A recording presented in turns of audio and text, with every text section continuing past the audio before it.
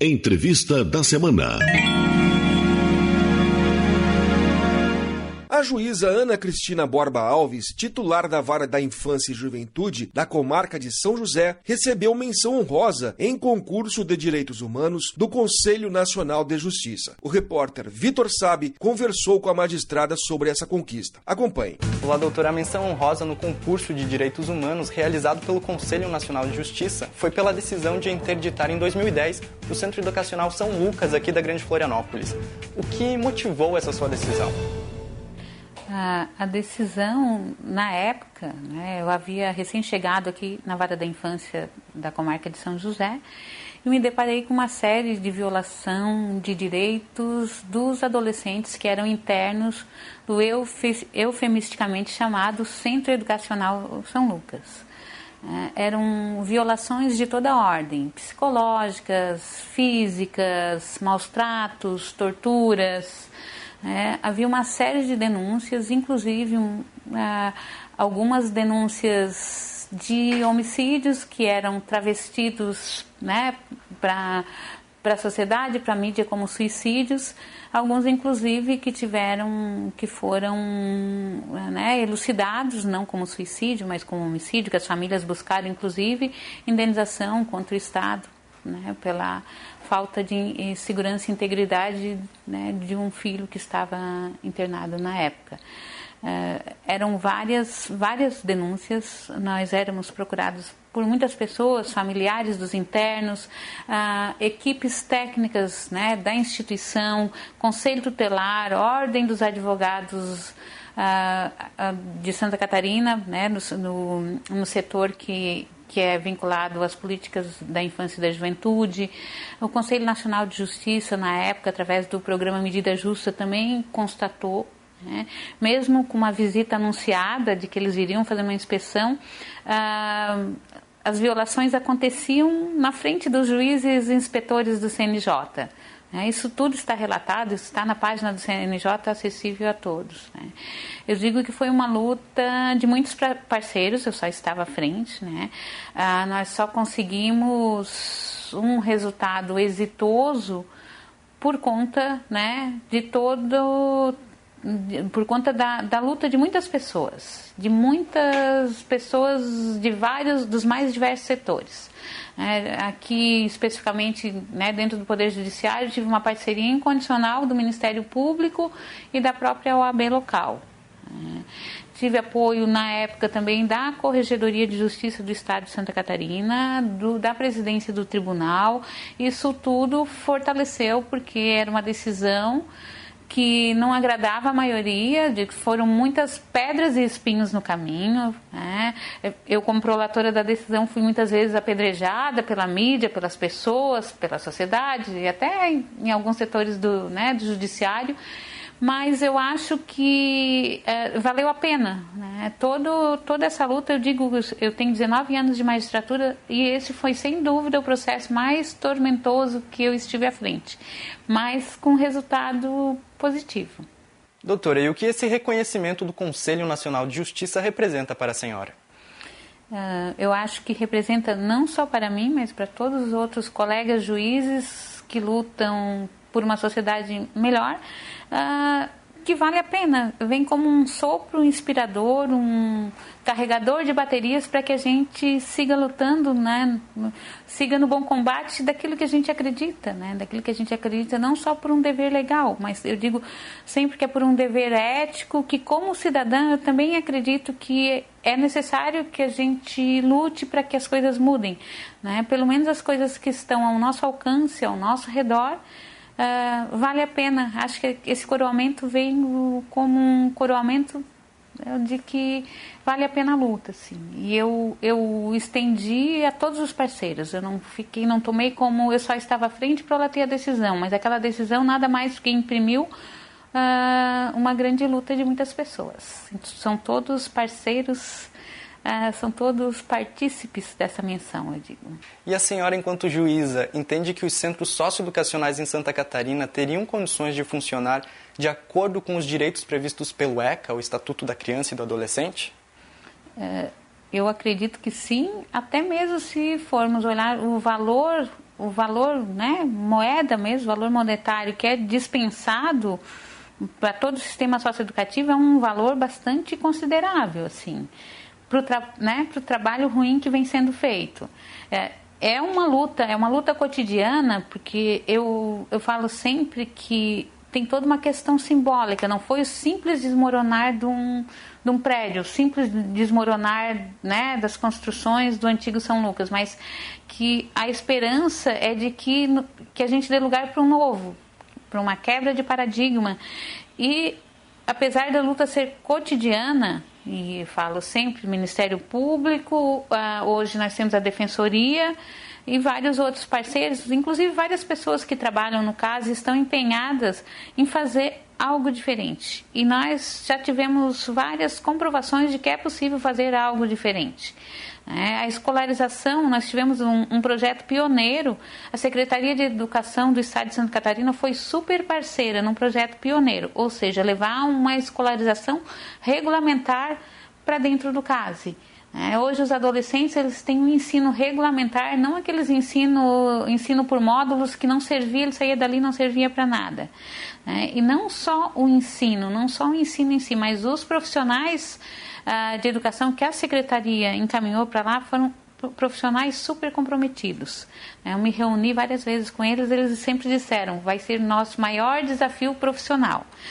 Porque tem toda uma questão do estigma, do estereótipo, do medo que as pessoas têm de adentrar, no sistema. Mas nós conseguimos resultados que, mais uma vez, prova que a luta vale a pena. Nós tivemos vários adolescentes que saíram dali com ensino médio completo, passaram nas provas do Enem, passou em engenharia elétrica no Instituto Federal. Com a profissionalização, nós tivemos muitos adolescentes que saíram empregados, ou seja, nós conseguimos possibilitar um outro caminho para aquele adolescente que não fosse a criminalidade. E esses exemplos, acho que é o que carrega, como eu já falei, carrega a bateria para a gente seguir lutando. Bom, uma questão que vem sendo bastante discutida e que nos últimos anos tem gerado polêmica é a da maioridade penal. Para a senhora, existe a necessidade de mudança na lei? Eu vou responder essa pergunta quase que como uma outra pergunta. A gente sempre ouve, o estatuto tem que ser mudado porque ele não deu certo. Já está aí mais do que provado que ele não deu certo. Eu sempre tenho um questionamento. Como é que a gente vai dizer que algo que nunca foi implementado não deu certo? Nós temos cidadãos de papel. No papel, os direitos, deveres, garantias às crianças e adolescentes dizem que o Estatuto até parece uma poesia e que é um dos mais belos do mundo, enquanto escrita. Mas que na prática, todas aquelas políticas de resgate de autonomia das pessoas, de resgate de autonomia e cidadania do adolescente, das crianças, até hoje essas políticas não foram implementadas. Então, eu acho que a luta deveria ser inversa, a luta deveria ser pela implementação integral do Estatuto. E o Brasil, com essa discussão, vai na contramão da direção, porque a maior parte dos países está elevando os Estados Unidos, acabei de ler uma notícia semana passada, está elevando de 18 para 21 anos a maioridade penal. Mas, atualmente, a senhora considera que o Estado tem cumprido seu papel na recuperação de menores infratores? Eu acho que é um caminho longo por aí. E eu acho que o Estado deveria ser mais parceiro, assumir de verdade o sistema socioeducativo de Santa Catarina. Eu falo isso porque o CASE foi aberto parcialmente e ainda assim existem quase 12 ações civis públicas para funcionar parcialmente. Ou seja, o Ministério Público teve que manejar de várias ações civis públicas para que as coisas acontecessem. Desde a questão da alimentação, da questão da profissionalização, da recreação, do dentista, do médico, do remédio. Nós colecionamos ações civis públicas aqui, do concurso, porque hoje está aberto parcialmente, porque ainda que esse concurso chegue ao final, não vai ter número de servidores suficiente para que a unidade funcione com a sua capacidade total, ou seja, para capacidade para a qual ela foi construída, né? Que são de 90 vagas. Atualmente, inclusive, nós temos 10 vagas só abertas, por conta de vários outros problemas que a própria secretaria acabou tendo que diminuir no número de vagas. Então, eu acho que o Estado tem que assumir verdadeiramente o sistema socioeducativo, como fez o nosso vizinho Estado do Paraná, que tem um dos melhores sistemas socioeducativos do país. Perfeito. Bom, o Estatuto da Criança e do Adolescente, criado em 1990, representa um marco jurídico no Brasil. Quais são os principais avanços trazidos por ele que a senhora destacaria? Eu acho que tivemos vários avanços, assim, né? E durante esse tempo que eu estou na jurisdição da área da infância e da juventude, principalmente, eu digo, o Estatuto da Criança e do Adolescente, ele é uma construção de direitos humanos, né? Tanto é que o CONANDA, que é o Conselho Nacional dos Direitos da Criança e do Adolescente, que dita as regras gerais para a infância e para a juventude, está alojado, né, na Secretaria, hoje, Ministério de Direitos Humanos. E foram vários programas e projetos, né, que foram implementados a partir da existência do Estatuto. O Estatuto foi uma luta grande de toda a sociedade civil.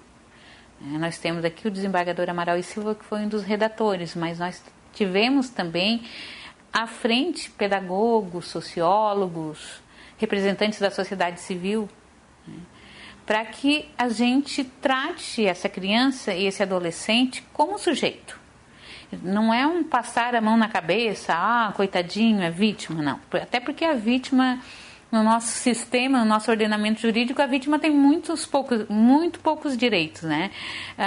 Mas, assim, acho que o grande avanço foi elevar essa criança e esse adolescente à condição de sujeito de direitos. De sujeito que tem direito a que a sua vida seja construída, né, de uma forma cidadã. Ele tem direito de se constituir um cidadão e com todos os direitos que a cidadania traz. Nosso estatuto, na verdade, ele foi quase que uma cópia fiel à Convenção Interamericana dos Direitos da Criança e do Adolescente, que já estava em construção a Constituição Federal. Eu me equivoquei. Nossa Constituição Federal, na parte ali dos direitos e garantias das crianças e adolescentes, ela copiou quase que a Convenção Interamericana de Direito, que foi editada em 1989, e o nosso estatuto, daí sim que eu digo, se nós formos, só muda um pouco a nomenclatura, a maior parte dos nossos artigos do Estatuto são quase que cópias da Convenção Interamericana de Direitos da Criança e do Adolescente. Bom, e para finalizar, então, eu pergunto como a senhora analisa o papel do judiciário na garantia de direitos para crianças e adolescentes? Eu acho que a gente tem um dever, né, legal, como eu falei, de ser um dos garantes, né? Porque qual uma diferença fundamental do Estatuto da Criança e do Adolescente e do Código de Menores? No Código de Menores, o poder se concentrava toda na figura do juiz, que era aquele sujeito todo poderoso que detinha, né, o dever de que fossem assegurados os direitos dessas crianças e adolescentes, que nem eram chamados de criança e adolescentes, eram chamados de menor, né?